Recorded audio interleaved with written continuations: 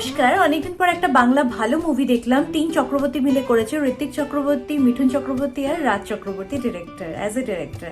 তা রাজ চক্রবর্তীর বেশিরভাগ মুভিতে এখন শুভশ্রীকে দেখতে পাওয়া যাচ্ছে। শুভশ্রী কিন্তু বেশ ফিগার মেনটেন করেছে। যাই হোক, আমরা মুভি স্টোরিটাতে ফিরে আসি যে এখানে বাবা মা খুব কষ্ট করে তার সন্তানকে বড় করে তুলেছে এবং সন্তান তার বিজি শেডিউলে বা তার নিজস্ব ব্যক্তিগত জীবনের সাথে সাথে তার প্রফেশনাল পার্সোনাল সবই করছে, কিন্তু তার বাবা মাকে তার থেকে দূরে রেখেছে।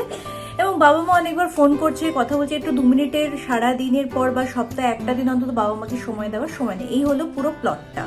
তো এটা আমরা আজকাল দেখতেই পাই এবং আজকাল এই ব্যাপারগুলো নিয়ে আমরা খুবই মানে অভ্যাসগত হয়ে গেছে, বা কোনো কোনো সময় দেখছি বাবা মাকে মানে ছেলে মেয়েরা নিজেদের বাড়িতে ভালোভাবে রয়েছে, বাবা মাকে বৃদ্ধাশ্রমে পাঠিয়ে দিয়েছে।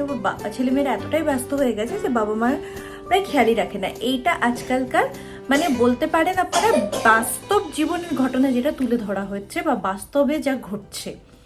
তা আমার মনে হয় সেটা করা উচিত নয়। অবশ্যই ছেলে মেয়েদের অন্তত সপ্তাহে একদিন তো সময় দেওয়া উচিত। আমরা যারা দূরে থাকি, অন্তত আমি তো চেষ্টা করি বছরে একবার বাড়িতে গিয়ে অন্তত নিজেদের পরিবারের সঙ্গে কিছুটা সময় কাটিয়ে আবার, যেহেতু আমাদের দূরে থাকতে হয়, দূরে চলে আসি, কিন্তু সারাদিনে অন্তত একবার তো ফোনে কথা বলবোই, বা তাদের আমার নিজের কথা তাদেরকে জানানো, তারা নিজেরা আমার সঙ্গে কথা। রাতের শেষে চেষ্টা করি আমরা সেই পরিবারের সঙ্গে কিছুটা হলেও টাইম স্পেন্ড করার, এবং যেটা আমরা আমাদের ছেলে মেয়েকে দেখাবো সেটাই কিন্তু ওরা দেখবে এবং বড় হয়ে সেটাই ওরা করবে। বলে না, তারা কিন্তু আমাদের প্রতিবিম্ব হয়ে দাঁড়াবে পরবর্তীকালে।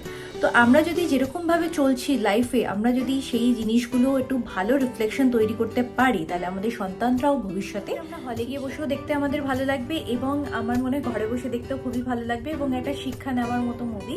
তো এরকম আরো মুভি চাই বাংলায় এরকম আরো ভালো ভালো মুভি বেরোক, যাতে আমরা দেখে খুশি হই এবং নতুন আরো আশা আমাদের জন্মাক। তো কেমন লাগলো আপনাদের এই মুভিটা অবশ্যই কমেন্ট বক্সে জানাবেন এবং এরপরে আবার নতুন কোনো গল্প নিয়ে হাজির হব। নমস্কার।